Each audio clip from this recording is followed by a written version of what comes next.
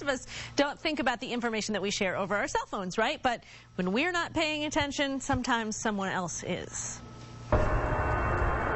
Steve Manns travels quite a bit for business. You can't ever be out of touch with your client, so the cell phone's critical. But he knows better than to talk about anything too sensitive while he's mobile. I always try to start my phone calls with my clients with, hey, I'm on a cell phone.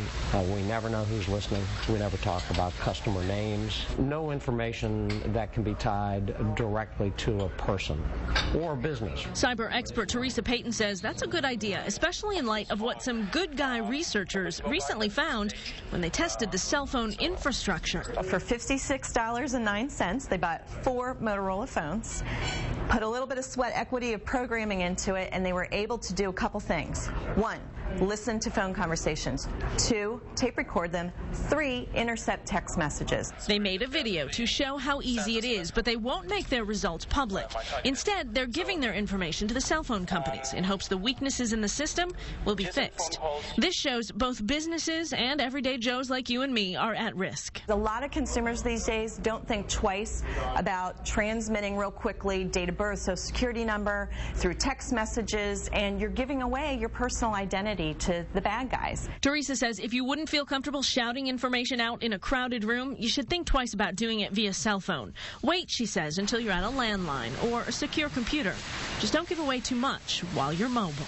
Never, because you just never know who's listening. You can watch more of that video that we mentioned and learn more about cell phone security on the Protecting Your Cyberturf page at WBTV.com. Now, your word of the week, it is drivesafe.ly. It's a cell phone app for Droid and BlackBerry. You set it up on your phone, and while you're driving in the car and those email messages are coming in and those text messages are coming in, it'll read them out loud. So you don't have to pick up the phone, you don't have to look at the messages. So it's a great way for you to keep up with what's going on without texting while driving. That app has been out for a little bit. I tried it about a year ago. It was a little buggy. It didn't work all that great all the time, but Teresa says over time these apps really get better because they get feedback from people like us who use them. So it's a good one. It's definitely a good one now.